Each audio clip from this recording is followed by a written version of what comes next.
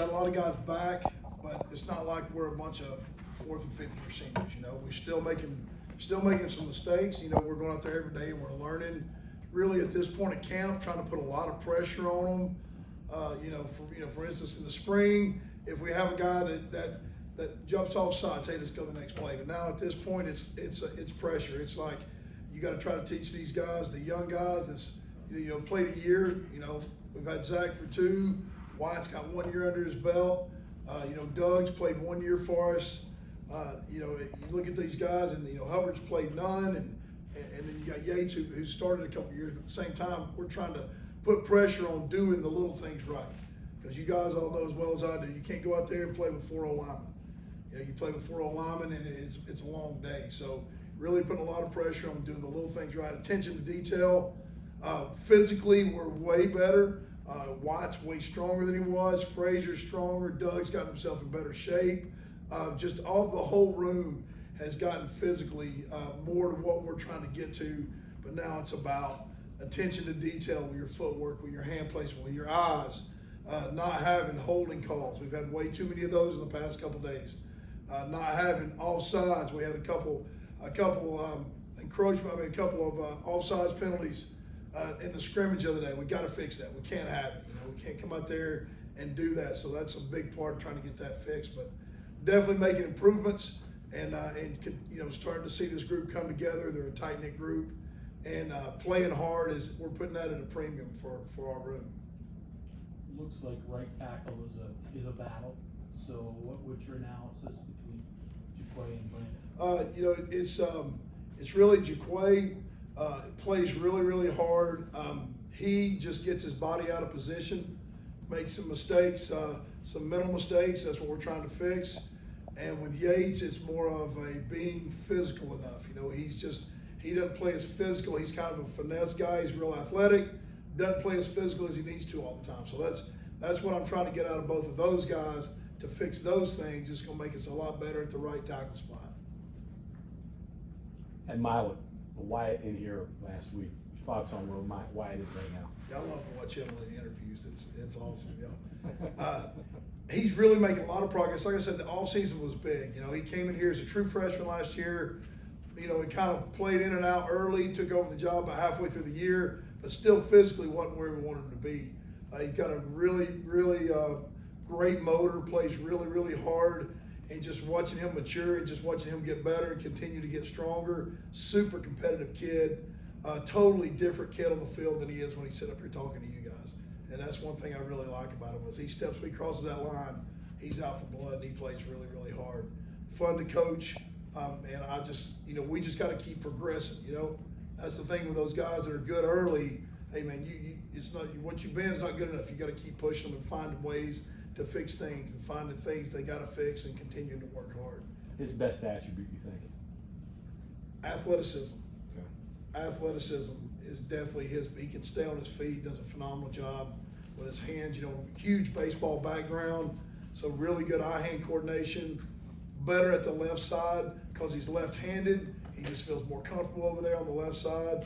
So that's been really nice to move him over there and see him take to it the way he's done in this offseason and during spring and during the summer. You mentioned guys having early success. Zach Frazier has had a lot of early success. Where have you seen him grow in the last year? Frazier's really grown with, of course, he's a weight room junkie, strength. He's so much more athletic and faster than what people really give him credit for, because he's really just looks like a mover, you know what I mean? Runs real well, but really his understanding and his getting us all, because the way he identifies things, it all starts with him. And he and I sit down and him seeing leverage of linebackers and safeties and, the tilt of D linemen and the way they line up. There's so many little things that he's starting to see so much faster. Last year he could see it on film, but this year he's doing a really good job of seeing it on the field and communicating with those other guys, because that's the thing, is you got to see it. If you just see it, it doesn't help you. You got to make sure everybody sees what you see. And that's a good thing about going against our defense, is we do see so much movement that it gives us reps every day of seeing that stuff. So really, his knowledge of the attention to detail, little things in the game, is really taking him to a different level. And he's a guy you got to continue to push, because as you're coaching that O-line, You know, and that's the way it goes for every O-line. The best players get coached the least a lot of times because you got these other guys that are making mistakes. And so we really make it a point to hone in on him and make sure we're correcting mistakes that he's making too, and pushing him to get better at little things. Is he growing as a leader as well? Definitely growing as a leader. Had a big day today. We go out, we have a really awful beginning of practice, and I put it on him. I circled him up. I said, Zach, you got him. Get him ready to go, you know, for the second half after break. And I just walked out and I said, look, man, you got it. Because we want a player-led team here, and everybody respects him. And he did a great job of stepping in that huddle and getting those guys ready to go. And we go out there on the field and we go down and have a really nice opening drive, running the ball really well. So he's really growing as a leader. Matt, where are you in terms of depth? How many guys do you think could play September 1? You know, that's good. I've been playing, Jay Watt's played a lot with the one group the past couple days, and that's kind of, I've forced that to happen. I wanted that to happen, and he's done well. He's shown that he can get in there and play. So that's a 6 guy. You got Hubbard and Yates over there. You know, you want both of those guys to really step up, keep battling to make you feel good about both of them. So that would be a 7th guy. And really, Tomas Remick has really done a good job. I put him at the starting spot in a couple drills the other day. He was out there today the whole time, starting at the starting guard, and did a really nice job at that spot. So that's 8 guys. You know, I'm looking for 2 more. Malone's been really solid at the left guard, left tackle spot, so that's been good to see. So, you know, really, and I've been working from a center standpoint. I'm trying to get it where I've got 4 guys that can work there. With a lot of our walkthrough stuff, I make Doug play center, I make Gamitter play center, I make Jay White play center. So, you know, because there's so much about the cadence and about all that stuff, you throw a new guy in that hadn't worked at all, and you got everybody jumping on sides, you got all this movement. So I'm feeling like if I can get 8 that I know are really ready to play, where I can have 3 on each side, you know what I mean? A guy that can be swing both sides, and then have 2 centers, I'd feel really good about that. Jordan White, your Swiss Army knife? Well, it's he and Malone, really. Okay. Jordan can't go to tackle. Jordan can play all 3 inside spots. Okay. But and Malone can play either guard or tackle, can't play center. Okay. I can't say he can't play. I've never put him in there. He'd be upset if I said he couldn't. You didn't give me the chance, Coach. Right. But he can play all 3 middle spots. So you have 2 really that are pretty versatile, give you more multiple player on one type deal? Yes, and Doug can really play. Doug's the guy that can play all 5. Okay. Doug can snap, he can play guard, he can play tackle. So he's really coming on. You know, we put him at the tackle spot a couple times at the right tackle, just because, you know, as O-line, you want to make sure, as you know, you never know what's going to happen, and so you got to make sure you got guys that can play multiple spots. So he's done a really nice job of being able to play all 5. Maybe with Doug, maybe we're a little bit. Maybe you played with a broken arm for part of it kind of slowed him down a little bit, maybe, you know, affect him a little bit more than we thought. Oh yeah, for sure it did. It was tough, you know. It was tough for him not to be able to use his hand, and that's you know, and credit to every defense we played. They did a great job in 3rd down of getting him one-on-one with an athletic guy, and he struggled. He gave up some sacks and stuff where he couldn't get his hands on people. But you know, he never, you know, Doug never used it as an excuse. He never said, "Oh, but my hand." You know, that's the kind of kid he is. He just kept working, and once he got off, had a really good second half of the year, and has had a really good camp so far. Everybody talks on offensive linemen about size, strength, using the hands, eyes. Very seldom hear anybody talk about their feet, yet that has to be an important part of what being an offensive lineman. No doubt. You got your feet. Everything we do starts with feet. When we start teaching day 1, these young guys, I don't say anything about their upper body. You got to get their feet right, and we try to drill them on footwork. So much that they can't get it wrong. It's got to be muscle memory where they're not thinking about it. So we do a lot of the same drills all season, all winter, all spring, all summer. They're working the same footwork over and over and over, and we work right-handed stances, left-handed stances. I try to make them feel good about being able to move around and do the footwork from everywhere. But yes, you're right. Footwork is number 1 when it comes, whether it's pass pro or run game. You got to get the feet right. And has Gamitter come back? Has Gamitter come back? He'll be back tomorrow. Okay, you had, usual suspects, 5, 6 guys that you were gonna fall into the top 5 spots. You don't want him this time, but someone has to fill there. Yeah, which, got more Jordan, and it gave an opportunity you might not have under ordinary circumstances. Kind of, in an odd way, a bit of a positive for you from an evaluation standpoint. yeah, no doubt, you're exactly right. It let me put, because I'm a competitive person by nature, right?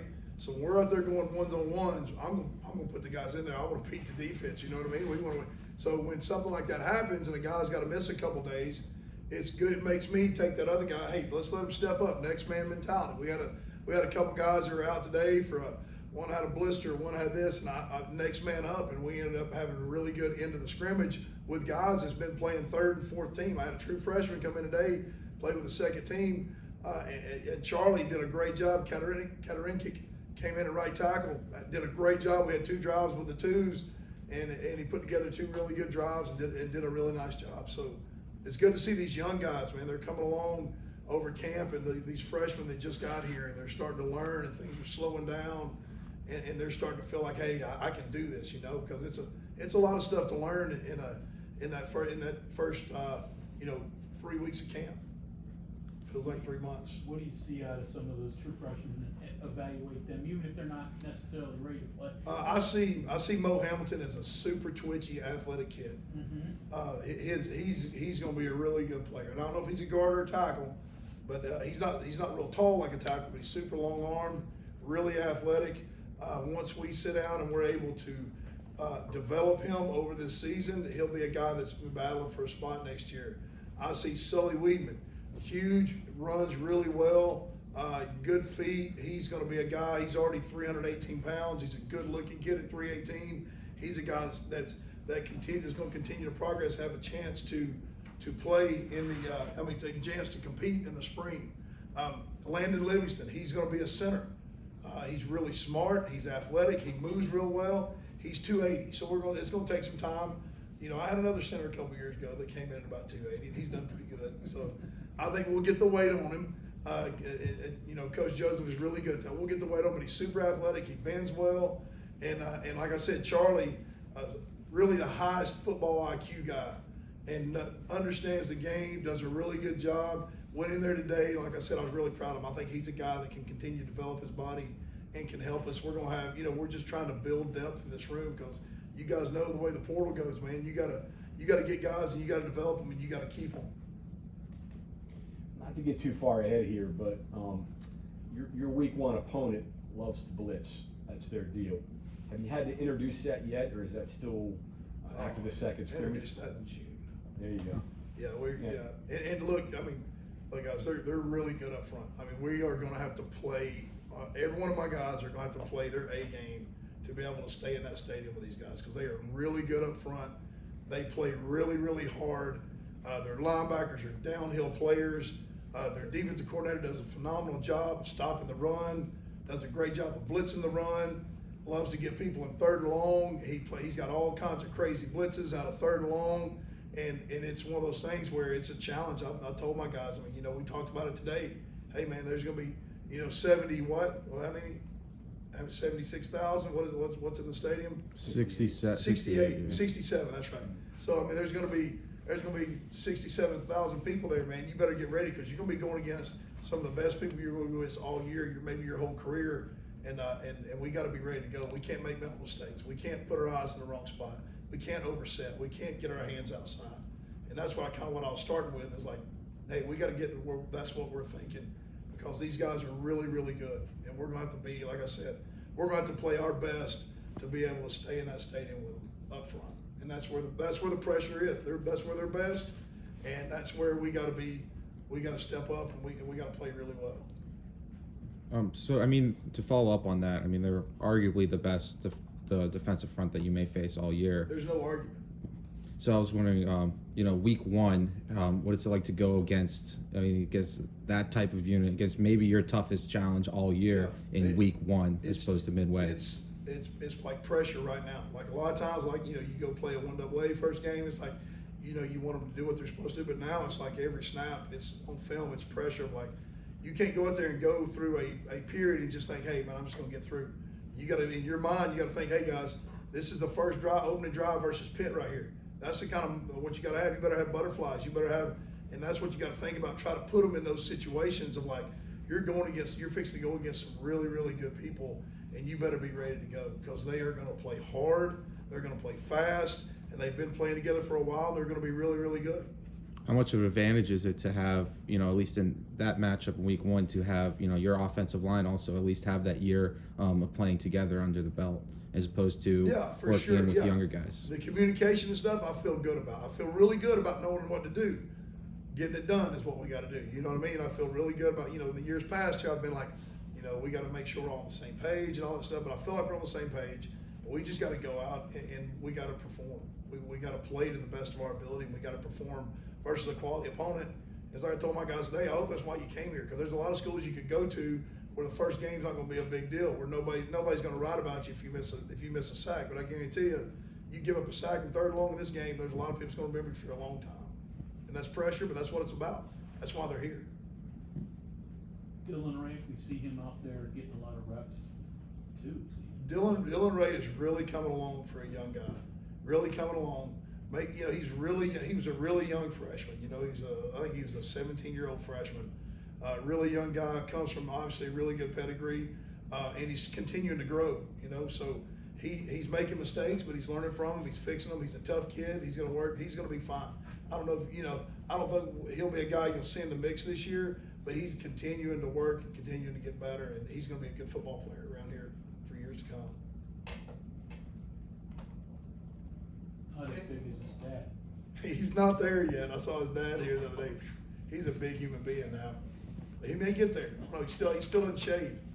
So I think he's 290 now, 6'5", 290, and still not shaving. So I think he's still got a little room to grow. I was around when he was here. They used to have to weigh him over at Kroger's.